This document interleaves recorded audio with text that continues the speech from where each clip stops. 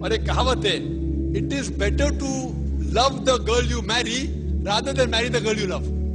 It is better to love the girl you marry. جو لڑکی سے شادی کرو اس سے محبت کرو, بہتر ہے بنسبت جس لڑکی سے محبت کرتی اس سے شادی کرو. اگر لیلا مجنو کی شادی ہوتی تھی تو شاید دوسرا کو گھر کے حالات کی وجہ سے کیا ہوتا اللہ عالم. تو جہاں تک کہ حالات ایک خاتون اور ایک مرد کو, ایک لڑکے اور لڑکے کو اپنا جوڑی چننے کی اجازت ہے. حالانکہ اللہ کے رسول نے کہا, ایک صحابہ آتے بولے میرے کل شادی ہے, تو انہوں نے کہا کہ آپ نے لڑکی کو دیکھا بولا نہیں, تو جا کے دیکھو. تو لڑکی کو دیکھنا سنت ہے. تو لڑکی کو اپنا شوہر چننے کی پوری اجازت ہے, لڑکے کو اپنی بیوی چننے کی اجازت ہے. چن سکتے لیکن شریعت کے دائرے میں. شادی کے پہلے بات بھی کر سکتے, آدھا گھنٹہ 1 گھنٹہ 2 گھنٹہ نو پرابلم. لیکن جب لڑکا لڑکی بات کر رہے اس کے ساتھ میں ایک محرم ہونا ضروری ہے. لڑکی کا بھائی ہونا چاہیے, یا لڑکی کی والدہ ہونا چاہیے, یا لڑکے کا والد ہونا چاہیے, یا والدہ ہونا چاہیے. کیونکہ اگر کوئی محرم ہے تو الٹ پلٹ سوال جواب تو نہیں کروں گا, برابر دائرے میں رہیں گے. نہیں لیکن لڑکی کے ساتھ پکچر دیکھنا جانا چاہتا ہوں اور آخری سیٹ میں بیٹھنا چاہتا ہوں, یہ اجازت نہیں ہے. اگر کوئی آپ کو علم ملا, ہاں ایک لڑکی ہے یہ کالج میں بہت پرہیزگار ہے, ٹھیک ہے, آپ اس کو پیغام پہنچاؤ صحیح طریقے سے. اللہ کے رسول نے کہا کہ شادی کرنے کے لیے انسان اپنے جوڑے میں 4 چیز دیکھتا ہے. نمبر 1 بیوٹی, کتنا بیوٹیفل ہے, کتنی خوبصورت ہے, یہ خوبصورت ہے, ہینڈسم ہے. نمبر 2 ویلتھ, کتنا پیسہ ہے. نمبر 3 نوبلٹی, کون سے خاندان سے آتا ہے. نمبر 4 ورچیو, مطلب اچھے اعمال. اور سب سے بہترین ہے ورچیو, تقوی, اچھے اعمال. افسوس کی بات ہے زیادہ لوگ beauty and wealth, bank balance دیکھتے ہیں, بیوٹی دیکھتے ہیں. دیکھنا چاہیے تقوی. تو اگر آپ کو پتا ہے کہ ایک لڑکی ہے جو اچھے تقوی متقی ہے اور آپ اس کو پیغام پہنچانا چاہتے ہیں, تو صحیح چینل سے آپ اپنے والدین سے کرو, اپنے رشتے دار سے کرو, ان سے رشتے دار سے ملے, آپ بیٹھ کے بات کرو. 1 بار ملو, 2 بار ملو, 3 بار ملو, ملنے کی ممانعت نہیں ہے. پوچھو بھائی کیا کرنا چاہتے, سب پوچھ سکتے, لیکن اسلام کے دائرے میں. آپ یہ بولیں گے وہ اپنے حساب میں رہیں گے, نقاب کرنا فرض نہیں ہے, لیکن آپ بولیں گے نہیں میں چاہتا ہوں کہ میں آپ کو الگ پوسٹ میں دیکھوں, تو یہ سب یہ اجازت نہیں ہے. آپ بات کر سکتے, 1 گھنٹہ 2 گھنٹہ پوچھیے اس کے بارے میں, علمی بات کے بارے میں, نو پرابلم, بات کر سکتے. لیکن ساتھ میں محرم ہونا چاہیے, کون نہ کون دوسرا آدمی, اکیلے میں نہیں مل سکتے آپ. تو اس کے درمیان اگر آپ کو پتا چلے کہ ایک خاتون ہے جو متقی ہے, یا ایک جن جانے کے ایک انسان ہے متقی ہے اور ان سے شادی کرنا چاہتے ہیں, تو صحیح طریقے سے بالکل کر سکتے, یہ اجازت ہے. لیکن گھومنا پھرنا اور غیر اسلامی کام کرنا یہ حرام ہے.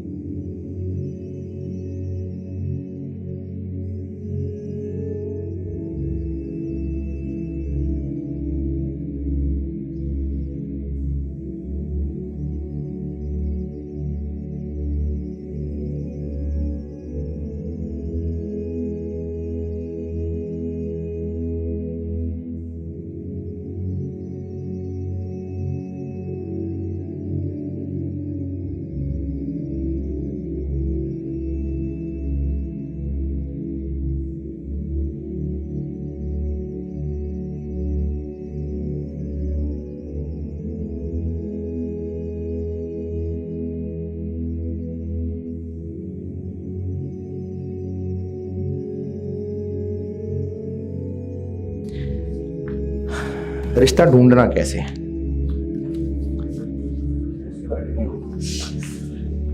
ٹھیک ہے سر, آپ بڑی اچھی بات کی آپ نے, اب ہم آج ہی جا کے رشتہ ڈھونڈیں گے. تو ڈھونڈنا کیسے ہے؟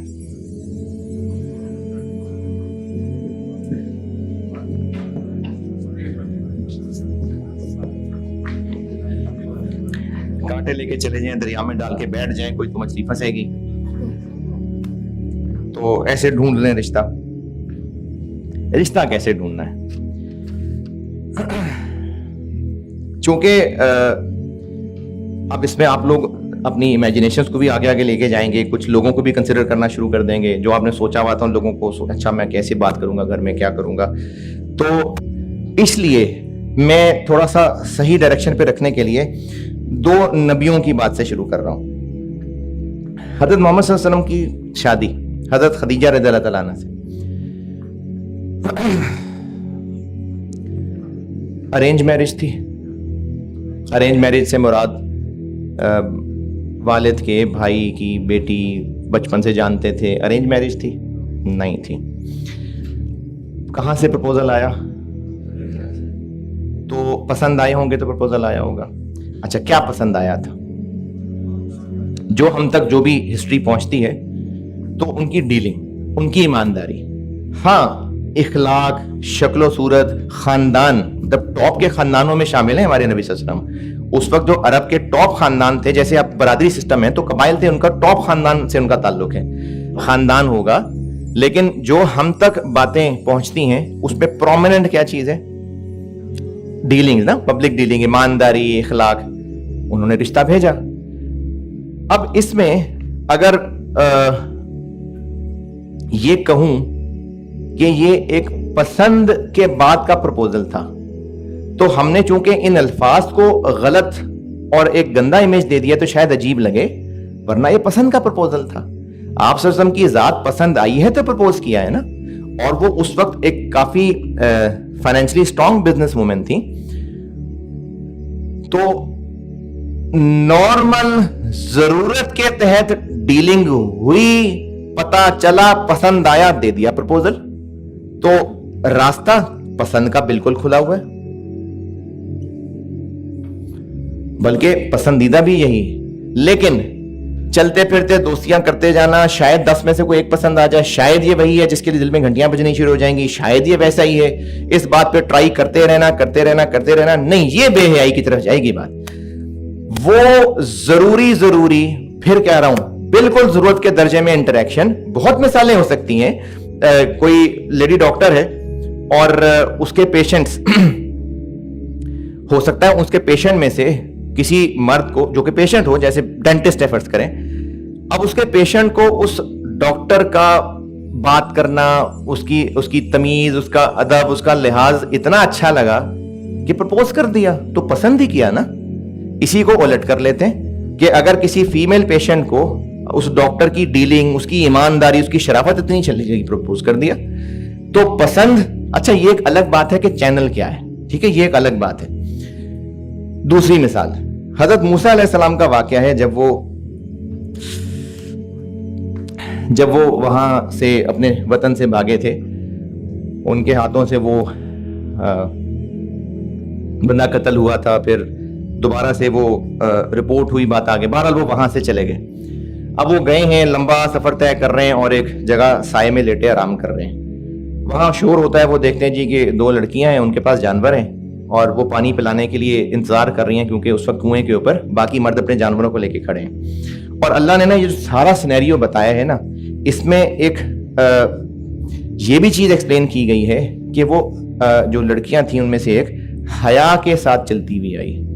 کیا ضرورت تھی اس کو مینشن کرنے کی, لیکن اس کی امپورٹنس ہے کہ حیا کے ساتھ چلتی ہوئی آئی. اچھا خیر, حضرت موسیٰ علیہ السلام اٹھے, انہوں نے دیکھا اور لڑکیاں مشکل میں ہیں, اور انہوں نے ان کے جانور لے کے تو ان کو پانی پلا کے دے دیا. اور انہوں نے جا کے اپنے والد کو بتایا, اور والد سے پھر حضرت موسیٰ علیہ السلام کی ملاقات ہوئی, وہ 8 سال کا ایگریمنٹ ہوا, اور پھر ان دونوں میں سے ایک سے حضرت موسیٰ علیہ السلام کی شادی ہو گئی. اب اس سارے سینیریو کے اندر اگر آپ غور کریں تو یہ ارینج میرج ہے. کیا ایسا ممکن نہیں ہے کہ ان لڑکیوں میں سے ایک کو حضرت موسیٰ علیہ السلام کی یہ ڈیلنگ, یہ شرافت, یہ بہت پسند آئی ہو, اور انہوں نے اپنے ابو سے جا کے ذکر کیا ہو, انہوں نے بھی اس بات کو بھانپا ہو, تو اس بات پہ بچی کا رشتہ پیش کر دیا ہو؟ یہ نہیں ہو سکتا. تو وجہ کیا بنی؟ ٹھیک ہے پسند, لیکن کیسے آئی وہ چیز پسند؟ ضرورت کے درجے میں رہتے ہوئے انٹریکشن. تو ہمارے معاشرے کے اندر جس طرح سے معاشرہ آگے بڑھ رہا ہے, جس طرح سے ایک مکسڈ ورکنگ انوائرمنٹ ہے, تو جہاں ضرورت کے تحت انٹریکشن یا نہ بھی صحیح انٹریکشن, ضروری نہیں ہے انٹریکشن, ویسے ہی نظر ہے, مطلب ایک آفس میں لوگ کام کرتے ہیں, کوئی انٹریکشن نہیں ہے لیکن پتہ ہے ڈیلنگ بہت اچھی ہے, کسی ذریعے سے بھیج دیا رشتہ, तो इसमें कोई कबाहत नहीं है, बल्कि अगर ऐसा मामला हो तो ये चीजें देखो बेटे फौरन ठीक नहीं हो सकती, इसके लिए एक ओवरऑल कलेक्टिव इफेक्ट चाहिए। अगर ऐसा मामला हो तो पेरेंट्स को कंसिडर करना चाहिए, मानना चाहिए नहीं, कंसिडर करना चाहिए। और बच्चों को चाहिए कि अगर पेरेंट्स जेन्युइनली इसको कंसिडर करने के बाद ये रियलाइज करें कि नहीं बेटे ठीक नहीं है, तो फिर बच्चे उससे पीछे हट जाए। पसंद आ गई, शादी तक पहुंचाना चाहते हैं, जरूर पहुंचाएं, बिल्कुल वैलिड तरीका है, घर तक बात करें, वो घर वाले उसका जरूर एवेल्युएशन करें, जरूर। बरादरी सेम होना जरूरी नहीं है, जरूर एवेल्युएशन करें। अब उसके लिए भी एक हदीस जोड़ूंगा इसमें मैं, जरूर एवेल्युएशन करें, जरूर कंसिडर करें, फेयरली, बिल्कुल फेयरली, जिदबाजी नहीं कि मैंने बहन को जबान दे दी है। ऐसे लोगों को जानता हूं, आप लोग जानते होंगे कि बच्चे की जिंदगी क्यों बर्बाद कर दी, कि बहन को जबान दे दी थी। भंगी चरसी है बहन का बेटा, बहन को जबान दे दी थी, खानदान की मेरी पगड़ी तुम्हारे पांव में पड़ी है। अब बच्चे की जिंदगी बर्बाद हो रही है और उसको सारी तकलीफें, अब्बा को गुनाह जा रहा है उसका, लेकिन क्यों, कि बस बहन को, भाई को जबान दे दी थी। तो माँ बाप, अगर ऐसी सिचुएशन बन जाए, देखो मेरी ये बात कट करके माँ बाप को ना सुनाना, आउट ऑफ कॉन्टेक्स्ट सर कह रहे हैं कि रिलेशंस बढ़ाओ और 10, 12, 15 ट्राई करके देखो, उनमें से जो बेहतर लगे वो कर लो, ये अल्लाह माफ करे, ये सर ने नहीं कहा है। जो जरूरत के तहत नॉर्मल मैंने देखो इसलिए मिसालें दो नबियों की दी हैं, जो जरूरत के तहत, बिल्कुल जरूरत जायज इंटरेक्शन के तहत पसंद आ जाए, बिल्कुल भेजा जा सकता है पैगाम। और बड़ों को इसको जरूर कंसिडर करना चाहिए फेयरली, और फेयर एवेल्युएशन के बाद अगर बड़े मना कर दें तो बच्चों को फिर मानना चाहिए, वरना माशरे में खराबियां बढ़ेंगी। क्योंकि फिल्मों ने तो दिखाया है कि मेरी जिंदगी है, मेरी मर्जी है, मैंने जिंदगी गुजारनी है। भाई तेरी इतनी औकात नहीं है कि ती चीजों को रियलाइज कर सके। ये जो फिल्में सिखाती है ना कि तुमने डिसाइड करना है, मिलो, देखो, थोड़ा वक्त गुजारो, थोड़ी अंडरस्टैंडिंग बने, जिंदगी तुमने गुजारनी है, माँ बाप ने थोड़ी जिंदगी गुजारनी है। मिसाल तो शायद आपको आउट लगे, लेकिन उसकी गहराई में मैं आपको ये बात समझाना चाह रहा हूं। कोई जूता खरीदने गए और पसंद तो आया, लेकिन खरीदने का फैसला कैसे किया है? पहन के देखा। कितनी देर तक पहन के देखा? घर ले गए, कहा जी थोड़ी अंडरस्टैंडिंग होगी, थोड़ा कहीं पहाड़ पे लेके जाऊंगा, कहीं कहीं लेके जाऊंगा, थोड़ा जरा अंडरस्टैंडिंग बढ़ेगी, कुछ साल 2 साल गुजारूंगा, फिर खरीदूंगा। तो ऐसे लिया? नहीं, चंद सेकंड, चंद मिनट, उन चंद सेकंड, चंद मिनट्स में फैसला क्यों कर लिया? क्योंकि जूते ने अपना साइज बदल लेना था? नहीं, एक खास उम्र तक साइज बढ़ता है, उसके बाद पांव का साइज वही रहता है। पांव ने फिजिकली चेंज हो जाना था? नहीं। तो ट्राई करना जरूरी था, ट्राई करना जरूरी था, बगैर ट्राई किए नहीं लेना चाहिए था। कपड़े खरीदने थे, जरूर ट्राई करने थे। क्या कपड़ों ने साइज बदल लेना है बाद में, वेरिएबल हो जाना है, डिजाइन चेंज हो जाना है? नहीं। लेकिन अगर वो जूता वेरिएबल होता, बात अजीब है, लेकिन अगर वेरिएबल होता, उसने फिजिकली अपनी हालत बदल लेनी होती, तो फिर ट्राई करने का कोई खास फायदा नहीं। क्यों? चेंज हो जाना है। तो ये जो मिल के अंडरस्टैंडिंग बढ़ेगी, थोड़ा सा मंगनी रखेंगे, अच्छी अंडरस्टैंडिंग होगी, तो अभी आपकी तो शादी हुई नहीं, लेकिन आप अगर अपनी जिंदगी को भी देखेंगे ना, तो क्या आज से 5 साल पहले आप बिल्कुल ऐसे ही थे जैसे अब है? चेंज हो गए हैं। हर गुजरते साल के साथ आप में चेंजेस आएंगी, आपकी पर्सनैलिटी में चेंजेस आएंगी। जैसे जिंदगी के एक्सपीरियंसेस बढ़ेंगे, आपकी पर्सनैलिटी बदलेगी। तो वो जो अंडरस्टैंडिंग के लिए 2 साल गुजारे थे, वो तो बढ़ गए ना। तब 2 साल तो अंडरस्टैंडिंग तो बढ़ गई। तो वो जो 2 साल अंडरस्टैंडिंग के गुजारने थे, उसके बगैर तो हम फैसला नहीं कर सकते, वो तो बर्बाद हो गया। क्योंकि जिसके साथ अंडरस्टैंडिंग थी वो तो बंदा ही बदल गया, तो क्या फायदा हुआ? तो फिर क्या करें? जूते ने फिजिकली बदल जाना है, क्या करें? कैसे फैसला करें? ऐसे उठा लें कोई है? कैसे ठीक लग रहा है? बेशक फिजिकली बदल जाना है, लेकिन इसकी इंफॉर्मेशन इकट्ठी कर लें। इस तरह के जूते जो बाकी लोग पहनते रहे हैं, उनसे इंफॉर्मेशन इकट्ठी कर लें, इसकी क्वालिटी चेक कर लें। इतना ज्यादा ट्राई करने का फायदा नहीं है, लेकिन फिर भी कुछ हद तक मुनासिब कर लें। आपने कहीं एडमिशन लेना है किसी कॉलेज में, वो तो कॉलेज ज्वाइन करेंगे तो पता चलेगा कि आपकी पढ़ाई में उसका क्या रोल हो रहा है, लेकिन कुछ थोड़ी बहुत तो इन्वेस्टिगेशन होगी। कैसे होगी? जिन्होंने पढ़ा होगा उनसे पूछ लेंगे, जो इस फील्ड के सीनियर होंगे उनसे पूछ लेंगे, उस कॉलेज के चलाने वालों को जो जानते हैं उनसे पूछ लेंगे। तो इसलिए पसंद आ जाए या अजीजो अकारब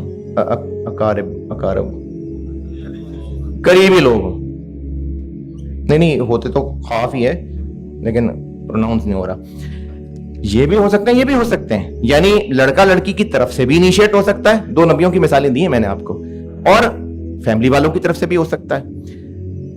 दोनों में से कोई भी रास्ता हो सकता है, लेकिन उसको अप्रोच करने का तरीका ये कोई जनरल नहीं हो सकता, ये सिचुएशन पे डिपेंड करता है। होगा कोई शरई मुनासिब तरीका।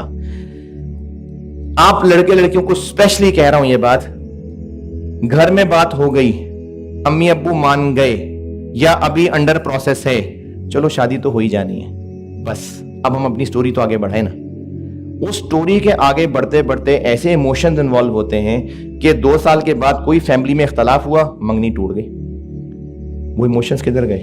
और मैंने ऐसे टूटे हुए लड़के लड़कियों को अपने सामने रोते देखा है। पता नहीं गुरु समझ के आ जाते हैं पूछने वाला, लेकिन बच्चे बहुत सारे वसाइल लेके आते हैं। मैंने ऐसे लोगों को शैटर होते देखा है, और ऐसे लड़कों को भी देखा है जो ये कहने को तैयार थे कि मैं उसको भी गोली मार दूंगा, खुद भी गोली मार लूंगा। आज उसकी कहीं और शादी भी हो गई, बच्चे भी हैं, खुश जिंदगी गुजार रहा है। तो इसलिए ये एक अलग टॉपिक है। मेरा अभी वाला टॉपिक ये नहीं है कि इसको प्रोसीड कैसे करना है, बस सिर्फ ये कह सकता हूं कि इसको प्रोसीड करने के लिए भी डिसेंसी, बेहयाई, उसको यकीनन कंसिडर करना पड़ेगा। लेकिन मेरा भी ये टॉपिक नहीं, अदरवाइज ये भी एक बहुत डिटेल बात है कि कैसे करना है जी। नहीं, वो अब पार्ट 3 की जरूरत नहीं है। तो बताना भी सिर्फ ये चाह रहा हूं कि चाहे ये रास्ता हो चाहे ये रास्ता हो, क्राइटेरिया क्या देखें, क्राइटेरिया क्या देखें। इस क्राइटेरिया के लिए एक हदीस है, मशहूर हदीस है, उसका मफहूम बता देता हूं बस। 4 चीजें अल्लाह के नबी सल्लल्लाहु अलैहि वसल्लम ने फरमाई हैं, और उसमें जो टॉपिक है ना, मतलब वो जो हदीस जिस तरीके से बताई गई है वो औरत की बात हो रही है, लेकिन उलमा से सीखा है कि वो मर्द के लिए भी एप्लीकेबल है। 4 चीजें हैं, माल,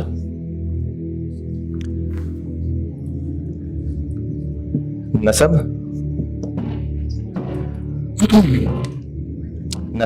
नसब समझते, फैमिली, बिरादरी, क्या शजरा नसब क्या चल रहा है, हुस्न कह लें, खूबसूरती कह लें,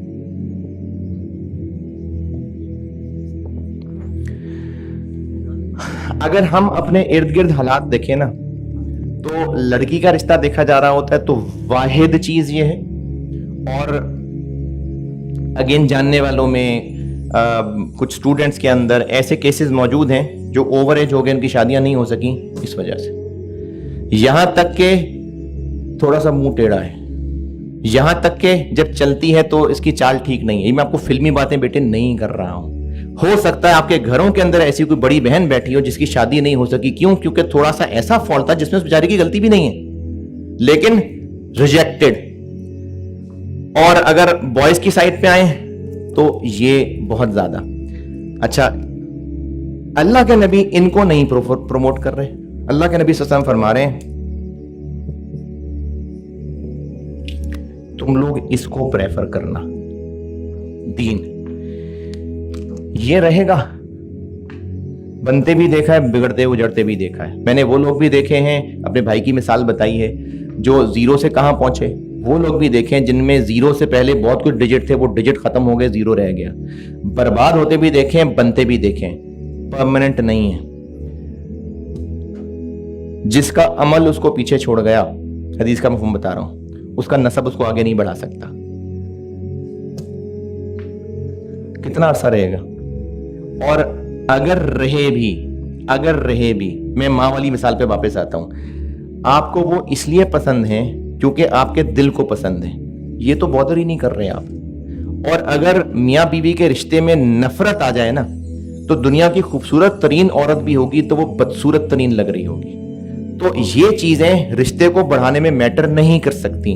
شاید شروع میں کریں, اس کے بعد نہیں. لیکن یہ وہ چیز ہے کہ جس کے اندر یہ ہوگا, اس کو احساس ہوگا کہ میں نے اس رشتے کو کیسے لے کے چلنا ہے. اس کو احساس ہوگا کہ ماں باپ, بہن بھائی, ان سب کے کیا مقام ہیں, ان کو بیلنس کیسے کرنا ہے. اس کو احساس ہوگا کہ میں اپنی ہر حرکت کے لیے اللہ کو جواب دے ہوں. اس کو احساس ہوگا کہ بچوں کی تربیت کیسے کرنی ہے. اس کو احساس ہوگا, مرد کی بات کر رہا ہوں, کہ جو میں کما کے لا رہا ہوں حرام تو نہیں ہے, کیونکہ حرام ہے تو برکت ختم ہو جائے گی. اس کو احساس ہوگا کہ اللہ نے دونوں میاں بیوی کو ایک دوسرے کا لباس کہا ہے. مشہور آیت ہے قرآن پاک کی. لباس کا کام کیا ہوتا ہے؟ ڈھانپنا, خامیوں کو ڈھانپنا. خامیوں کو ڈھانپتا نا لباس. اللہ دونوں کو ایک دوسرے کا لباس کہہ رہے ہیں. دین کا پتہ ہوگا تو خامیاں دوسروں کو نہیں بتائے گا, نہیں بتائے گی. یہ ہوگا تو ان کے رشتے میں بانڈ سٹرونگ ہوگا اور اللہ کی خاص رحمت شامل ہوگی.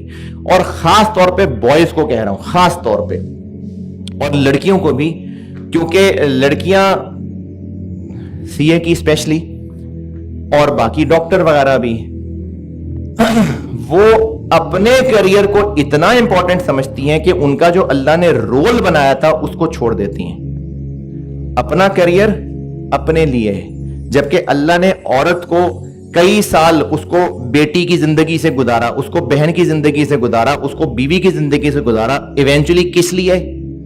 کہ وہ ایسی اولاد تیار کر سکے کہ پورا معاشرہ ٹھیک ہو سکے. چھوٹی ذمہ داری ہے.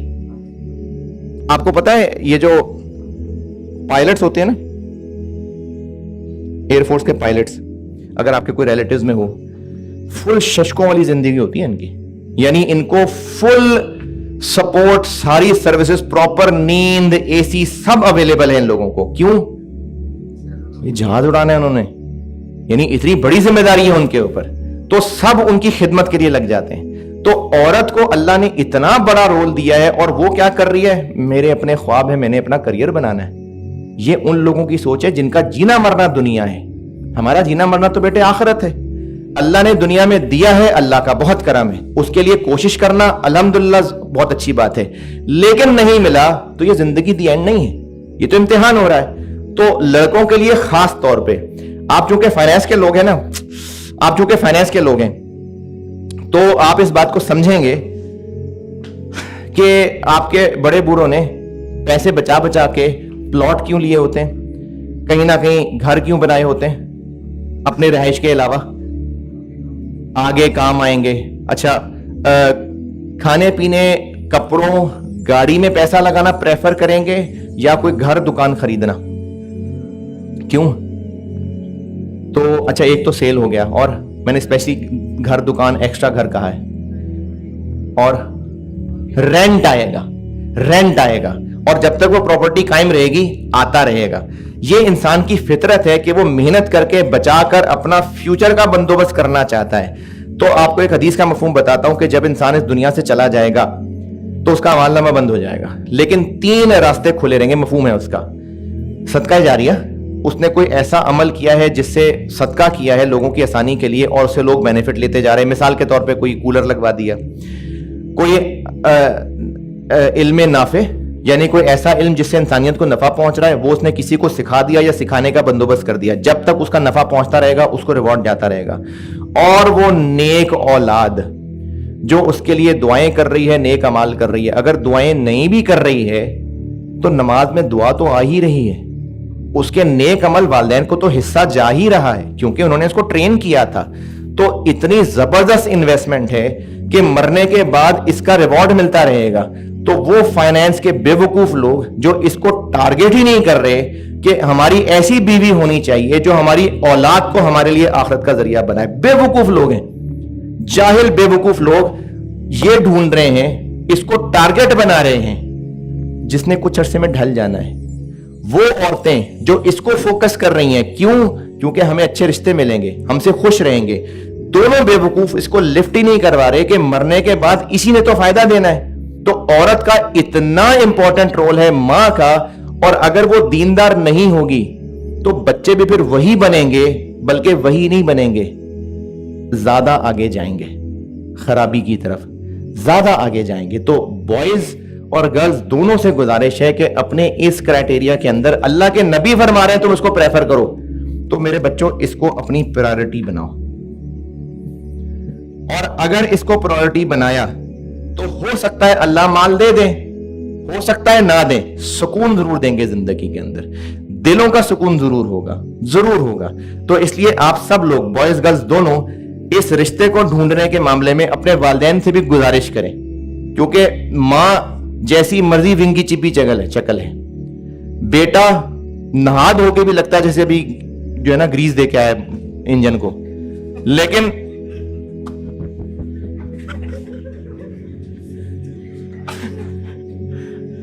گھروں میں جا کے رشتے کیوں ریجیکٹ کر رہے ہیں؟ تو اپنے ماں باپ کو بھی ذرا عقل دلائیں، اگر بیچاروں کے پاس نہیں آ رہی ہے آپ خود بھی عقل کریں، یہ چیزیں ڈھل جائیں گی، ان چیزوں سے آخرت میں فائدہ پتہ نہیں ہوگا کہ نہیں ہوگا، بلکہ نہیں ہوگا، اس سے ہوگا۔ تو آپ یہ عورتوں کی بھی بات کر رہا ہوں، وہ ٹارگیٹ ہو، لڑکے لڑکی کے گھر والوں کی بھی بات کر رہا ہوں جو رشتے ڈھونڈ رہے ہیں، جب بیٹے اللہ کے نبی اس کو پریفر کرنے کو کہہ رہے ہیں نا تو ختم ہو گئی بات۔ تو اس لیے آپ نے جو بھی اپنی زندگی میں آئیڈیل بنائے ہوئے ہیں اس کو پریفر کریں۔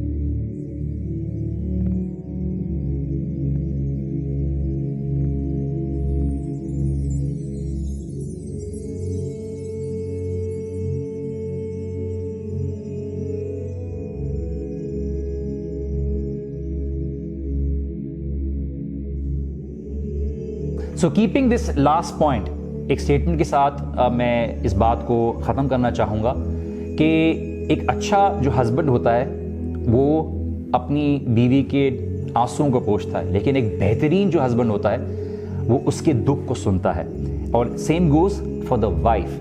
اسی لیے ہم نے آج جو پوائنٹ ڈسکس کیے، نمبر 1 کہ do not expect a change from your spouse thinking کہ یہ کچھ برے سے اچھے میں بن جائیں گے۔ Give value to the character rather than the chemistry. By chemistry بہت سے لوگ شروع کی ایک پرسنالٹی کلک کو دیکھتے ہیں بٹ وہ کیریکٹر اور دین کو نہیں دیکھتے۔ اسی طرح سے ایسے انڈیویجول جس کے بارے میں آپ معلوم کر سکتے ہو کہ وہ ایموشنل نیڈس کو پورا نہیں کرتے، may be through friends, may be through family members, may be through relatives. اب ہر چیز آئیڈیلی آپ کو 100% نہیں پتہ چلے گی، بٹ یہ پوائنٹ اس لیے بتانے کا ہے، اور یہاں پہ یہ سوال اٹھ سکتا ہے کہ کیسے پتہ چلیں گے جب تک آپ بندے کے ساتھ وقت نہیں گزاریں گے۔ دیکھیے آپ it takes a lifetime to be able to know someone, لیکن آپ جب شادی کرنے جاتے ہیں تو صحیح انڈیویجولس کے ساتھ ان کے بارے میں ان چیزوں سے معلوم کرتے ہیں کہ دیکھیے کچھ حد تک آپ کو اندازہ ہو جائے، اور مے بی اللہ سبحانہ تعالیٰ کی جب مدد ہوتی ہے، جب استخارہ کرتے ہیں، اللہ تعالیٰ سے دعا کرتے ہیں، اور اللہ سبحانہ تعالیٰ makes you look at the reality, آپ کو اللہ سبحانہ تعالیٰ کچھ حد تک چیز کو بتاتے ہیں کہ آپ کے لیے کیا صحیح۔ جب آپ کو صحیح پتہ ہوگا کیا ڈھونڈنا ہے تو آپ کو صحیح نتیجہ ملنے میں مدد ہوگی، لیکن اگر آپ غلط چیزوں کو پرائیورٹی دیں گے تو of course things are going to be on the long run very superficial for you۔ اسی لیے اپنے اسپاؤس کی ایموشنل نیڈس کو ویلیو دیجیے، اور جس سے آپ شادی کرنا چاہ رہے ہیں یہ بات دیکھ لیجیے کہ آپ کی کوئی آپس میں اگریمنٹ نہیں ہو رہی، کوئی کانٹریکٹ نہیں ہو رہا وقتی طور پر، آپ نے ایک دوسرے کے ساتھ زندگی گزارنی ہے فار اے لائف ٹائم۔ سو اس کے ایموشنل نیڈس کو دیکھیے، اپنے ایموشنل نیڈس کو دیکھیے، اور دونوں ایک دوسرے کو کے ایموشنل نیڈس کو پورا کریں، دونوں ایک دوسرے کو پرائیورٹی اور ایک رسپانسبلٹی بنائیں۔ دونوں ایک دوسرے کے رائٹس کو فلفل کرنے والے بنے رادر دین اپنے ہی رائٹس کو ڈیمانڈ کرنے والے بنے. ایک دوسرے کو رسپیکٹ دینے والے بنے. ایک دوسرے کی عزت نہیں کریں گے تو لانگ ٹرم بیسس پہ یا even after a few months you will lose interest in your spouse. Now that individual would give respect to you only جب وہ اپنے آپ کو عزت دیتے ہوں گے. آپ دیکھتے ہوں گے بہت سے ایسے لوگوں کو کہ وہ اپنے نوکر سے کیسے بات کرتے ہیں, اپنے گھر پہ کام کرنے والوں سے کیسے بات کرتے ہیں, کیونکہ ان کے اندر یہ سوچ ہوتی ہے کہ جو میرے انڈر ہے, جس سے مجھے خوف نہیں ہے کہ یہ شخص مجھ سے کچھ لے جائے گا, اس کے سامنے ان کا بیہیویئر بالکل ہی ڈیفرنٹ ہوتا ہے. تو کل کو جب اس سے آپ کی شادی ہوگی اور اس کو یہ بات کا ڈر نہیں ہوگا کہ وہ آپ سے کچھ لے جائے یا آپ کو کچھ کہہ سکے, تو اس کا بیہیویئر آپ کے ساتھ کیا ہوگا یہ دیکھیے کہ وہ دوسروں کو کس طرح سے ٹریٹ کرتے ہیں جو اس کے انڈر ہے. تو یہ چیزیں معلوم کرنے سے ہوتی ہیں اور پوچھنے سے ہوتی ہیں. باقی اللہ سبحانہ وتعالیٰ بات کرنے والا ہے. No for a fact that religion is something which is for a reason made a priority. ان کی سیلف ہائیجین کیسی ہے, how they carry themselves, ان کی زندگی کے پلانز کیا ہیں, آپ کے پلانز کیا ہیں, یہ سب چیزیں آپس میں ڈسکس کر کے پتہ چلتی ہیں جب ماں باپ آپ کو ڈسکس کرنے کے لیے دیتے ہیں. نو فار اے فیکٹ کہ اگر آپ کسی کے بارے میں نہیں بھی پتہ چلے, لیکن آپ اپنی پرائیورٹیز ضرور کمیونیکیٹ کیجئے. آپ نے آنیسٹلی اپنی بات کو سامنے کمیونیکیٹ کرنا ہے کہ this is what I think about life, میں زندگی میں یہ کرنا چاہتا ہوں, یہ کرنے چاہتی ہوں, اور میری زندگی میں سوچ یہ ہے, میں اس چیز کو اس طرح سے اپنانا چاہتی ہوں, آپ کا ویژن اس چیز پہ ملتا ہے یا نہیں ملتا. یہ بات کمیونیکیٹ کرنے سے پتہ چلے گی. آئی نو 100% کوئی سولوشن کسی کے پاس نہیں ہے, and even in spite of this a person can end up making a wrong decision, but is it not suitable? کیا یہ بات پسند نہیں ہے کہ آپ بہتر طریقے سے ایک سمارٹلی ایک ڈیسیجن لیں, چیزیں معلوم کریں اور چیزوں کو منیمائز کریں پرابلم میں پھنسنے کے لیے, بنسبت اس کے کہ آپ ایک رینڈملی چیزوں کو ویلیو دے رہے ہو, چاہے وہ پیسے کی ضرورت پہ ہو, چاہے وہ دکھنے کی خوبصورتی پہ ہو, چاہے وہ کوئی ایسے مٹیریلسٹک نیڈس کے اوپر ہو یا سپرفیشل نیڈس کے اوپر ہو, اور آپ بعد میں پچھتاوا کریں. اسی لیے ان چیزوں کا ویلیو دیجئے جو چیز اصل میں معنی رکھتے ہیں, تاکہ آپ کی زندگی میں بھی اصل معنی آئے.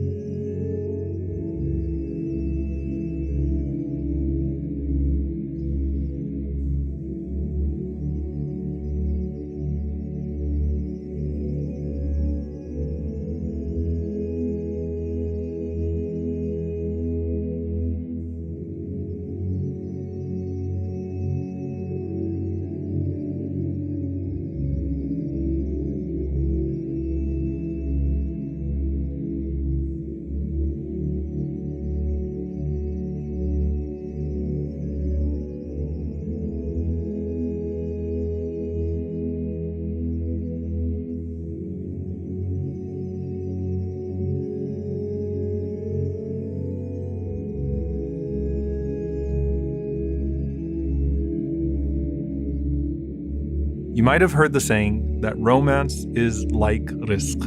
In reality, every single relationship in our lives is a form of rizq. It's a form of divine sustenance.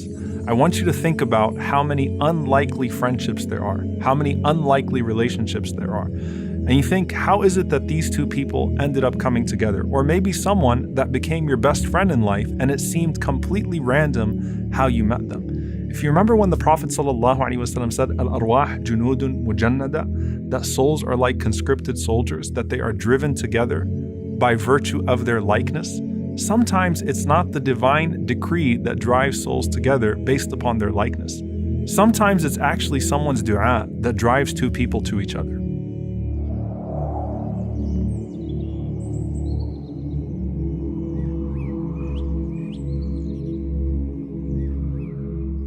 The Prophet ﷺ said about our mother Khadija radiyallahu ta'ala anha, وَإِنِّي قَدْ رُزِقْتُ حُبَّهَا, that verily I was sustained by her love. Her love was a form of rizq for me. And I want you to think about this. Allah subhanahu wa ta'ala says to the Prophet ﷺ, أَلَمْ يَجِدْكَ يَتِيمًا فَآوَى وَوَجَدَكَ ضَالًا فَهَدَى وَوَجَدَكَ عَائِلًا فَأَغْنَى. he mentions that he enriched the Prophet sallallahu alaihi wasallam through Khadija radiallahu ta'ala anha. And this isn't just talking about the position of the Prophet sallallahu alaihi wasallam after marrying someone like Khadija radiallahu anha. I want you to think about what Allah inspired in Khadija radiallahu ta'ala anha before the Prophet sallallahu alaihi wasallam even received revelation, to where she saw something in him before other people would see in the Prophet ﷺ what they would see in him. She saw in him, alayhi salatu wasalam, despite the societal gap, the best human being to ever walk the face of the earth. That's something that's divine, and that's something that Allah subhanahu wa ta'ala truly descends as rizq. And again, it's not just marriage. SubhanAllah, there's a very beautiful narration from Alqama, rahimahullah. He says that قَدِمْتُ الشَّامِ فَصَلَّيْتُ رَكَعَتَيْنِ, that one day I went to Syria and I entered into the masjid and I prayed 2 rak'ahs. ثُمَّ قُلْتُ, and then I said, so listen to the dua, اللهم ارزقني جليسا صالحا. Oh Allah, grant me a righteous companion. So this is actually a dua. اللهم ارزقني جليسا صالحا. Oh Allah, grant me a righteous companion. So he said, فَأَتَيْتُ قَوْمًا فَجَلَسْتُ إِلَيْهِمْ. So I came to a group of people in the masjid and I sat with them. And he said, فَإِذَا شَيْخٌ قَدْ جَاءَ حَتَّى جَلَسَ إِلَى جَنْبِي. And then he said, suddenly an old man came and he sat right next to me. So I said, Man hadha? Who is this? They said, that's Abu Darda radiallahu ta'ala anhu, who's literally one of the greatest scholars of the Sahaba of the Prophet sallallahu alaihi wasallam, who was the teacher of Ash-Sham. And it was on the basis of that dua. We have the famous story of the baker in the time of Imam Ahmad rahimahullah, who made dua to one day see Imam Ahmad. And Imam Ahmad rahimahullah gets kicked out of a masjid and dragged by his feet until he enters into the bakery in front of that man on the basis of that man's dua. Sometimes it's a dua that drives someone to you or drives you to someone, because realize it's not just your heart that has to click, it's someone else's heart that has to click. Now, subhanAllah, as you go through the different du'as that pertain to marriage, they're actually remarkably unspecific. What do I mean by that? Usually when people make dua for a spouse, they make dua for a very particular person and they are desperate for that person because love can drive you crazy. So you're sitting there and you're saying, oh Allah, give me this person. And you're putting on the blinders. So like the opposite of istikhara, where you're trying to make the best decision, you're putting on the blinders to all the potential pitfalls. Maybe you're not even listening to people that are pointing out to you some potential problems, or it all seems to be just right. But the point is that you're so desperate for that person. And when you look through the du'as that we learn from the Quran and the Sunnah, they're actually not specific. They're actually very general. And that's for our best interest. And that's part of that tawakkul in Allah subhanahu wa ta'ala. And so of the greatest du'as for marriage is the one that we actually learned from Musa alayhi salam, where Musa alayhi salam is in Madian. And Musa alayhi salam has just escaped Egypt after a horrible mistake that he committed.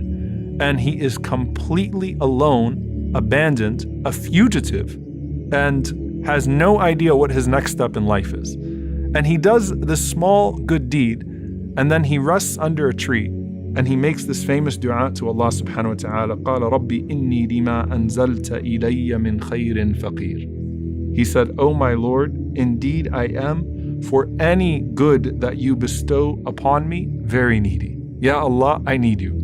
And he doesn't say what he needs from Allah subhanahu wa ta'ala, because the list is actually pretty long there. Safety, food. The last thing he's probably thinking about is a spouse, but that's actually the point. He just says, Ya Allah, I need any good that you're going to bestow upon me, and I am in a state of faqr. I am in a state of complete vulnerability to you. The scholars say, first and foremost, Musa alayhi salam employs what is known as wasful hal, how you describe your state. And he says, I am always in need of you. So I am faqir, whether I am in the palace of Fir'aun or whether I am lost under a tree in Madian, I am always in need of you, O Allah.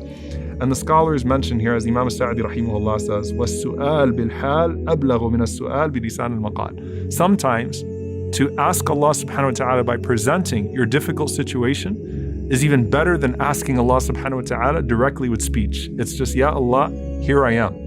Now, last time we spoke about how you shouldn't say, I'm unworthy. There's a difference between saying I'm unworthy or I'm from the wretched and I have absolutely no right to ask you, oh Allah, and saying, Ya Allah, I'm in need of you. Ya Allah, I'm always in need of you, and presenting your brokenness to Allah subhanahu wa ta'ala. So long as you're not suggesting when you present that brokenness to Allah subhanahu wa ta'ala that you're irredeemable. So Musa alayhi salam simply says, "Oh Allah, I am, for any good that you are going to descend upon me, constantly needy, whatever it is." And I could list out what those are, "Oh Allah," but I'm just leaving that to you. And at that point, Allah subhanahu wa ta'ala inspires in his future father-in-law. And this is what Imam bin Ashur rahimahullah says, "Alhama Shu'ayban an yursila wara'ah." That Allah subhanahu wa ta'ala inspired Shu'ayb to send his daughter to him. And that's why the ayah says, فَجَاءَتْهُ إِحْدَاهُمَا, that one of the two women came to him. The letter fa here indicates that it was a result of his dua. So if you could see the dua in working, Musa alayhi salam calling out to Allah subhanahu wa ta'ala with a general dua that I'm needy, and whatever it is that you're going to send me, I'm going to be pleased with. I need it from you, O Allah. And then suddenly the inspiration coming to the family of Shu'ayb, and then this woman being sent towards Musa alayhi salam, and then finally Musa alayhi salam finding out of that miserable situation a beautiful marriage. This is all part of the decree of Allah subhanahu wa ta'ala. And so truly here, of the best du'as to ask Allah subhanahu wa ta'ala for a spouse is then this du'a, Rabbi inni lima anzalta ilayya min khayrin faqir. My Lord, indeed I am, for any good that you bestow on me, very needy. And by the way, there's also a sign here that you don't actually have to know what khair, what good you're asking from Allah subhanahu wa ta'ala. You just have to know that you are delegating it to Allah subhanahu wa ta'ala. You don't even have to know what the way out is. You just have to know that Allah subhanahu wa ta'ala is capable of giving you a way out, and then trust Him to do so. And so sometimes we don't even know what we're specifically asking for, but we trust Allah subhanahu wa ta'ala with that ask. And so you have Khadija being driven to the Prophet sallallahu alaihi wasallam. You have Abu Darda radiyallahu ta'ala anhu being driven to Alqamah. You have Shu'ayb and his family being driven to Musa alayhi salam. These du'as that are being made for a good spouse, for a good companion. What about the du'a of someone who is divorced or widowed? This is where we look to Salama radiyallahu ta'ala anha, who when her husband Abu Salama radiyallahu anhu passed away, and he was one of the best companions of the Prophet sallallahu alaihi wasallam, truly a remarkable man, an amazing human being. And Salama radiyallahu anha thought to herself, how could I possibly have something or someone better than him? And the Prophet sallallahu alaihi wasallam teaches her the du'a, Allahumma ajirni fi musibati wa khuluf li khayran minha. Oh Allah, compensate me in regards to my tragedy and give me something better than that which was taken away. Now when Salama radiallahu anha is making this dua, she doesn't realize what the khair could be, what it could possibly be that Allah subhanahu wa ta'ala would give her in place of Abu Salama. Is it Jannah? That would be khair. But in her situation, she said, Allah subhanahu wa ta'ala gave me the Prophet sallallahu alaihi wasallam. She never even thought that that was a possibility. And he was the one man, alayhi salatu wasalam, that she could say without a doubt was actually better than Abu Salama. Because if you asked her about any other companion of the Prophet sallallahu alaihi wasallam, she wouldn't be able to tell you who was better than Abu Salama radiallahu ta'ala anhu. Now someone might be saying, well look, my previous husband wasn't exactly Abu Salama. I got divorced and I had a nasty divorce. Or, perhaps even though I'm widowed, there's some trauma there and I'm having a hard time getting over it. And who's going to look towards me? The point is, dear brothers and sisters, when you make this dua, there's surely something that is prophetic. There's surely something that can come out of it. And just like with every other dua we've covered so far, you're saying let the khair be in the hereafter or the dunya, and privileging the hereafter to the dunya, but knowing that Allah subhanahu wa ta'ala can give you both if that's best for you. So this is the dua for the single person in regards to Musa alayhi salam, the dua for one who is divorced or widowed in the case of Salama radiyallahu ta'ala anha. And then finally, the dua that is comprehensive in this regard, رَبَّنَا هَبْ لَنَا مِنْ أَزْوَاجِنَا وَذُرِّيَّاتِنَا قُرَّةَ أَعْيُنٍ وَجَعَلْنَا لِلْمُتَّقِينَ إِمَامًا. O Allah, grant us from our spouses and children the coolness of our eyes, and make us imams, make us leaders for the pious. In this dua, it's important to mention that this is not just a dua that you make after you get married. This is a dua that you make, period.